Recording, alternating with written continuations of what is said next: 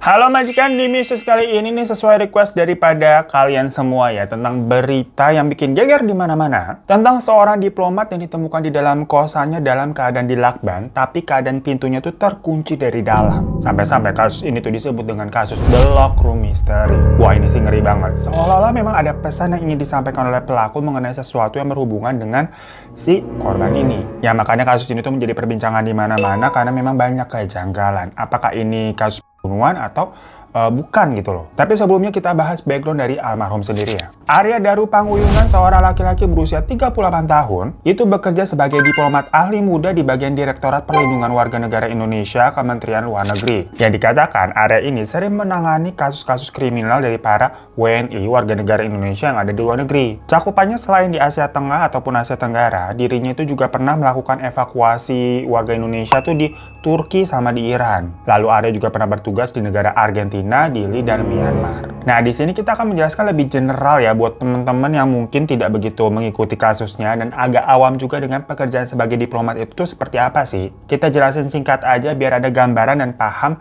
mengenai diplomat ini sebelum kita ke kronologi kejadiannya. Jadi, diplomat itu adalah seorang perwakilan yang memang resmi dari suatu negara, bertugasnya tuh untuk menjalin dan memelihara hubungan diplomatik dengan negara lain atau organisasi internasional. Nah, para diplomat ini tuh pokoknya bertugas mewakili kepentingan negara ya, dalam tujuannya tuh memfasilitasi komunikasi dan berpartisipasi juga untuk negosiasi agar mencapai tujuan dari kebijakan luar negeri. Kalau di perusahaan swasta itu 11-12 kayak job desk-nya AE atau akun eksekutif yang intinya ini menjembatani aja lah menjadi penghubung antar dua belah pihak yang dalam konteks ini adalah dua negara. Jadi tentunya seorang diplomat ini harus mempunyai skill komunikasi yang baik ya, karena dia tuh menjadi garda terdepan dalam hubungan internasional yang memang memainkan peranan penting dalam menjaga perdamaian, keamanan, dan kerjasama antar negara. Nah, di Indonesia sendiri, seorang diplomat ini tuh masuknya ke dalam PNS, Pegawai Negeri Sipil, karena ada di bawah Kementerian Luar Negeri atau Kemenlu. Jabatan diplomat ini juga macam-macam ya, maksudnya mulai dari yang bawah yang staff sampai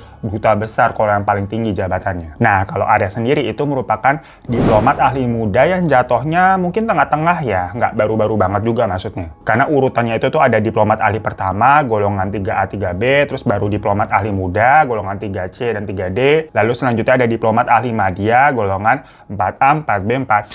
Dan Arya sendiri memang sudah menjadi diplomat itu sejak tahun 2011, dimulai dengan penugasannya di Kedutaan Besar KBRI yang ada di Yangon, Myanmar. Hingga akhirnya di tahun ini, 2025, ia menjabat sebagai diplomat ahli muda di Direktorat Perlindungan WNI Kemenlu. Tapi koreksi aja ya kalau salah ya. Ini hanya sedikit background singkat perihal pekerjaan diplomat biar kita sedikit tahu lah sebelum ngomongin kasusnya kan. Nah, sekarang background dari Arya sendiri. Arya ini tuh lahir di Sleman, Yogyakarta pada tanggal 15 Juli 1986 yang berarti tahun ini tuh berusia 38 tahun ya. Sebentar lagi berarti tanggal 15 Juli 39 tahun. Nah, Arya itu merupakan alumni lulusan Hubungan Internasional Fakultas Ilmu Sosial dan Ilmu Politik FISIP UGM, angkatan di 2005. Dikatakan Arya ini tumbuh dalam lingkungan keluarga yang bisa dibilang akademis banget, di mana ayahnya adalah pensiunan dosen di Fakultas Teknik Geodesi UGM, sementara ayah mertuanya itu merupakan pengajar di Fakultas Ekonomika dan Bisnis atau FEB UGM. Lingkupannya tuh UGM banget ya. Dan semenjak pokoknya dari SMA hingga kuliah di UGM itu, Arya dikenal sebagai sosok yang cerdas dan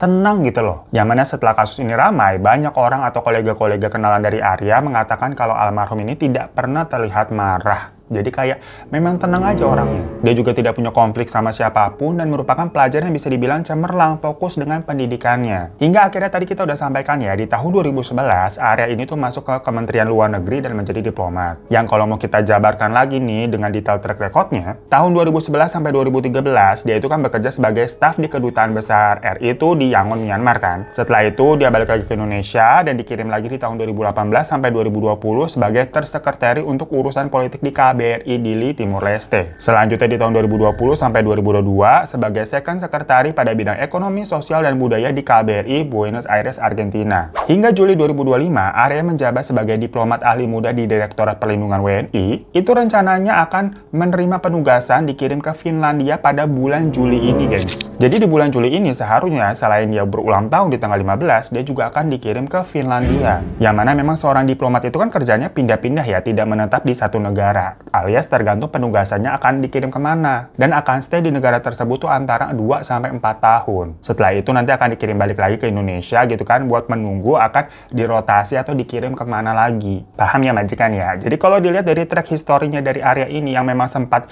di Myanmar, terus Timor Leste, terus Argentina, itu ya memang karena penugasan yang rolling terus sekitar selama 2 tahun sekali itu kurang lebih kalau kita lihat-lihat. Nah di tahun ini mau dikirim ke Finlandia katanya tuh, namun takdir berkata lain. Karena tiba-tiba dirinya ditemukan tidak bernyawa di dalam kamar kosnya yang meninggalkan banyak sekali kejanggalan. Dimana kondisinya itu dilakban, tapi keadaan pintu kamarnya terkunci dari dalam. Ya apakah mungkin ada seseorang bisa melakban dirinya sendiri dan mengunci pintu? Dan misalkan kalau ada seseorang yang membantunya atau ada pelakunya di sini yang sengaja melakukan hal itu, bagaimana bisa pintunya terkunci dari dalam, alias bagaimana caranya pelaku ini bisa keluar dari kamar tersebut. Nah, makanya kasus ini tuh mengingatkan kita pada kasus-kasus detektif Conan ya, seperti pembunuhan di dalam ruang tertutup. Arya sendiri ini sudah menikah dengan seorang wanita bernama Meta Ayu Puspitantri yang mempunyai 2 orang anak. Namun mereka ini memang LDR ya, dimana Meta dan anak-anaknya itu tinggal di Jogja, sementara kalau Arya ini tinggalnya di Jakarta karena pekerjaannya tadi. Untuk itu makanya Arya ini ngekos di Gondia International Guest House yang lokasinya berada di Jalan Gondang Dia Kecil nomor 22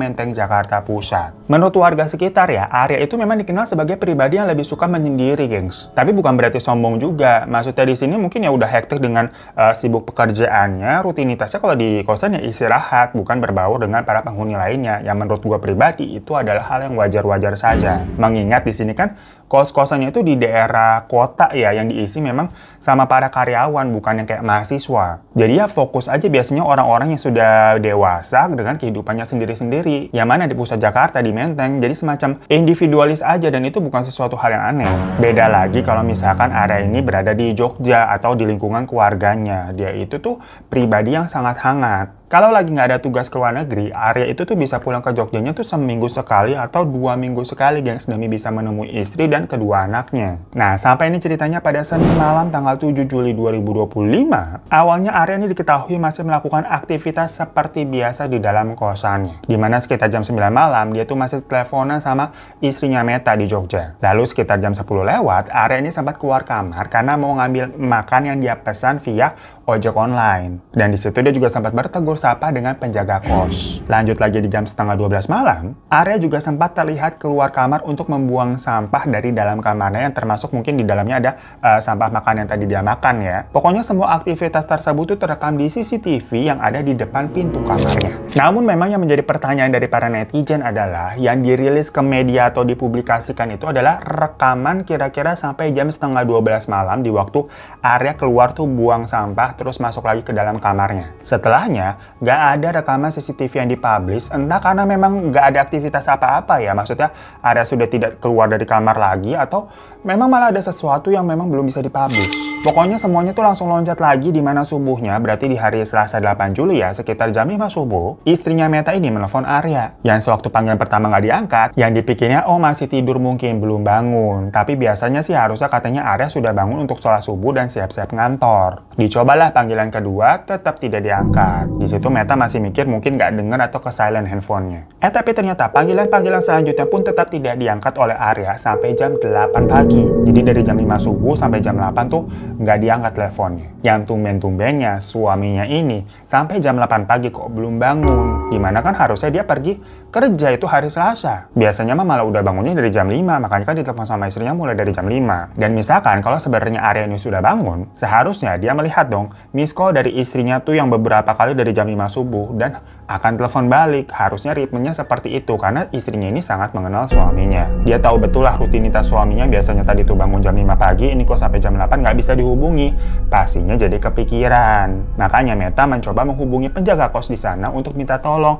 "Pak, tolong liatin suami saya dong, kok dari subuh nggak ada kabar ya, telepon nggak diangkat. Apakah sudah pergi, udah keluar dari kosannya atau gimana?" Nah, sama penjaga kosannya dicek, diketuk-ketuk tuh pintu kamarnya, "Pak Arya," gitu, tapi nggak ada jawaban. Diketuk lagi, "Pak Arya, Pak," tetap nggak ada jawaban.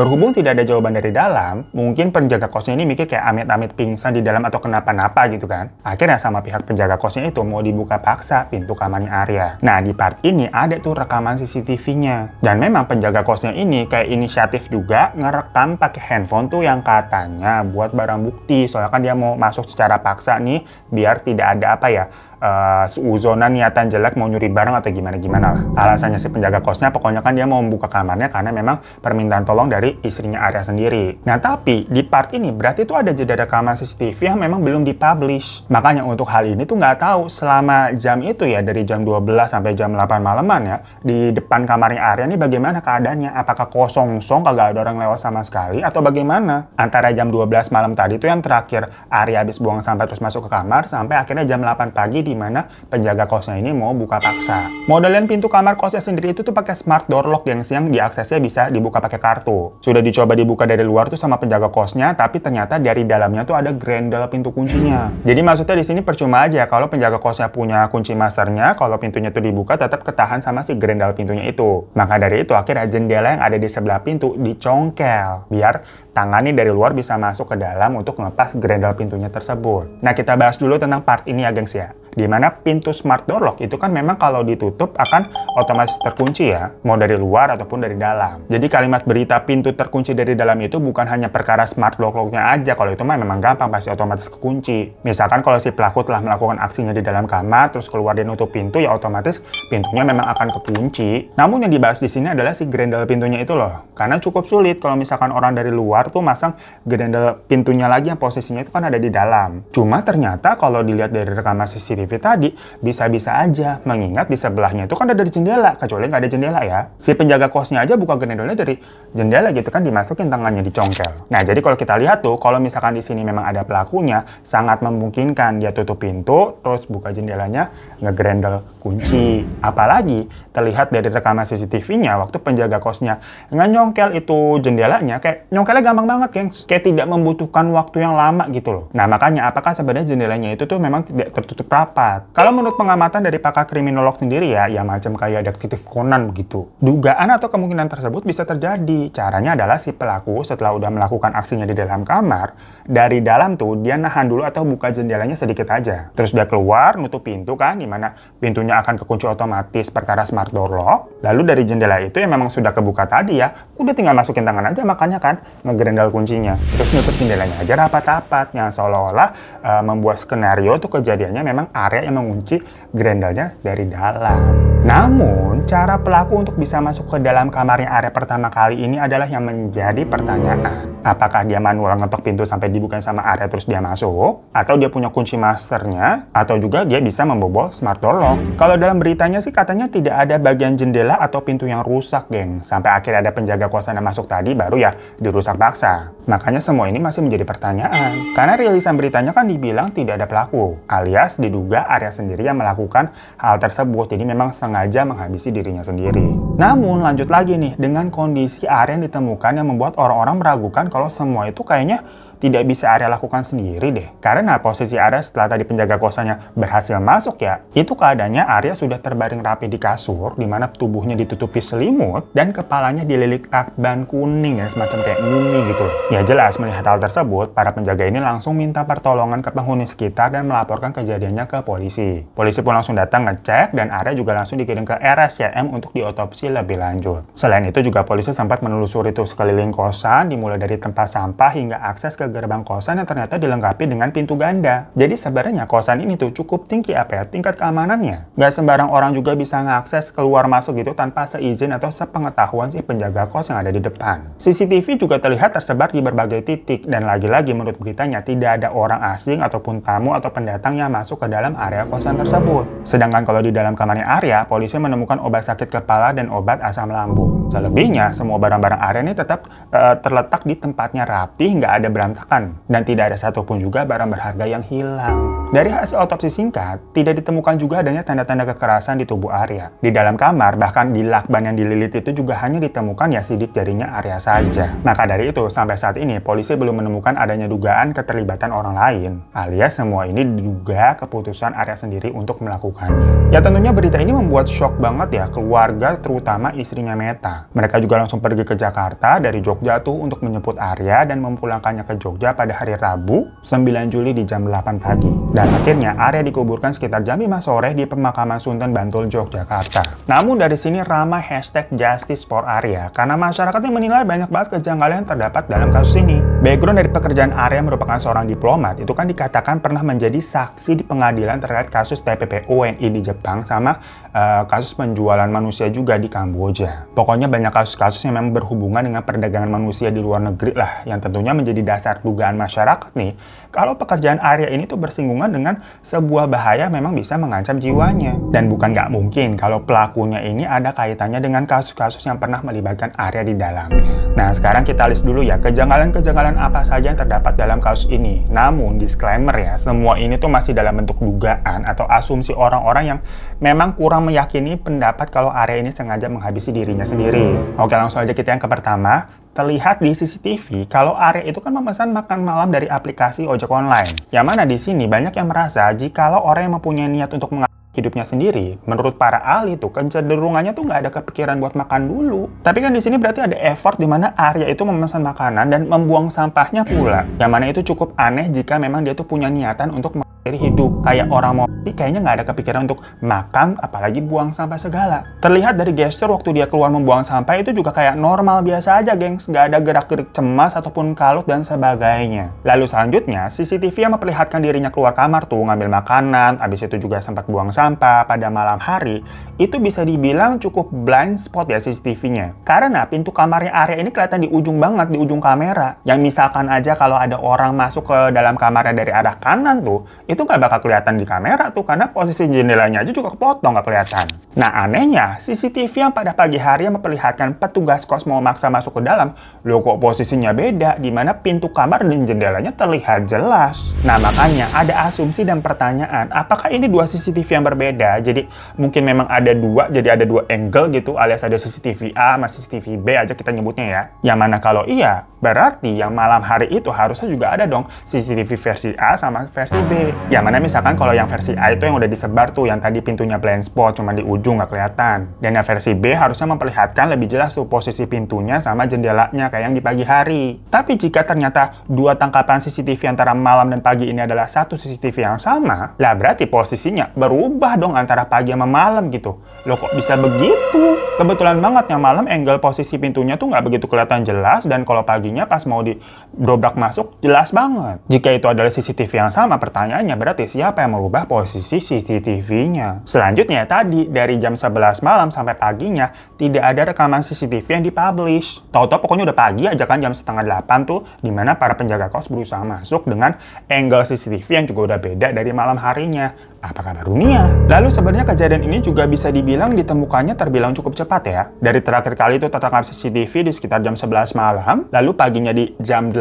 sudah ditemukan karena kan permintaan sang istri yang merasa khawatir nih suaminya tidak bisa dihubungi dengan rentan waktu beberapa jam aja sebenarnya. Dari jam 5 ke jam 8 berarti sekitar 3 jam tidak bisa dihubungi. Yang mana menurut istrinya suaminya itu harusnya sudah beraktivitas di jam-jam tersebut. Makanya minta tolong kepada penjaga untuk dicek kosannya sampai didobrak paksa. Jadi di sini bukan kayak kasus-kasus yang udah berhari-hari, udah bau, udah membusuk gitu kan, baru dicek. Bener-bener kejadiannya kayak set gitu, kayak pas banget jam 11 terakhir kali kelihatan di CCTV, paginya kondisinya sudah ditemukan tidak bernyawa. Apakah semuanya hanya kebetulan atau gimana? Coba menurut kalian komen di bawah. Nah selanjutnya, metode yang digunakan untuk hidup di sini itu juga menimbulkan banyak perdebatan, gengs. Dimana wajah atau keapanya itu kan dililit sama lakban.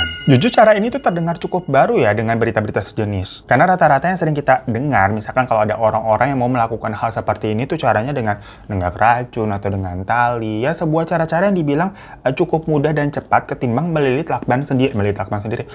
kepala sendiri dengan lakban. Logikanya dalam proses itu orang tersebut kan akan kehabisan nafas ya karena hidung dan mulutnya itu tertutup. Yang seharusnya orang tersebut akan berontak atau setidaknya postur tubuhnya tuh tidak tenang terbaring di kasur apalagi bisa tertutup selimut dengan rapi. Makanya hal ini tuh benar-benar mengherankan. Apakah bisa memang orang dengan tenang melihat wajahnya sendiri pakai lakban full gitu kan, sampai nggak bisa napas, terus tidur di kasur, menutup dirinya dengan selimut pula. Ya tapi memang karena dalam penyelidikannya dikatakan tidak ada sidik jari selain sidik jarinya Arya, dan katanya juga tidak ada orang yang masuk ke dalam kamar kosannya itu, makanya putusan terakhirnya tuh kasus ini dianggap Arya sendirilah yang melakukannya tanpa ada pelaku orang lain. Menurut kalian bagaimana? Komen di bawah ya. Ya sebenarnya sih cukup gampang ya kalau mau menjawab semua dugaan atau asumsi dari para netizen atau masyarakat ini. Dimana ya CCTV yang menunjukkan angle jelas ke pintu kamarnya Arya tuh yang seperti di pagi hari dari jam 11 malam sampai paginya jam 8 itu disebarin aja.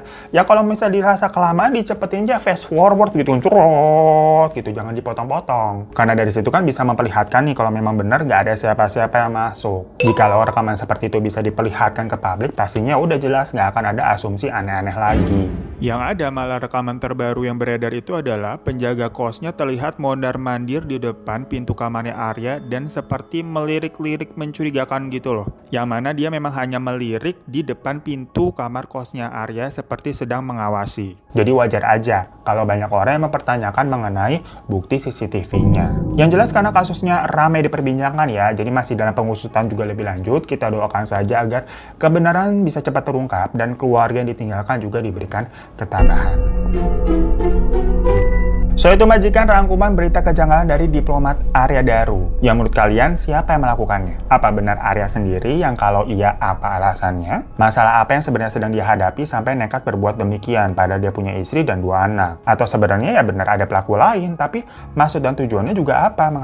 Arya seperti itu yang membuat seolah-olah tapi scene atau kejadiannya adalah perbuatan dari Arya sendiri. Nah, apakah ini sebenarnya sebuah simbol atau peringatan dari sang pelaku terhadap orang-orang yang terkait dengan kasus-kasus yang mungkin sedang ditangani oleh Arya dan rekan-rekannya? Dimana istilahnya kepala dililit lakban itu tuh diibaratkan seolah-olah tuh dibungkam oleh si pelaku. Mata yang tidak bisa melihat seperti peringatan untuk pura-pura nggak lihat apa-apa, dan mulut yang juga dibungkam untuk jangan berani-berani bicara. Karena kalau benar ada pelaku di balik semua kejadian ini tuh, dipastikan pelakunya sepertinya sangat profesional. Karena kejadian itu begitu rapi hingga minim sekali hal-hal untuk ditemukan ya sebagai bukti untuk bisa dicari-cari. Makanya kasus ini tuh sampai-sampai disebut sebagai The Lockroom Mystery. Sebuah kejahatan yang terlihat mustahil untuk dilakukan. Ya sebenarnya sih bukti emasnya di bagian CCTV-nya ya. Karena belum ada rilisan lengkapnya, jadi makanya orang bertanya-tanya. Ya semoga semua kebenaran tuh bisa terungkap dengan cepat ya gengs ya. Terima kasih semuanya, maaf kalau ada salah-salah kata. Dan sampai jumpa lagi di video-video selanjutnya. Assalamualaikum warahmatullahi wabarakatuh. Misteri dunia orang pada kenapa?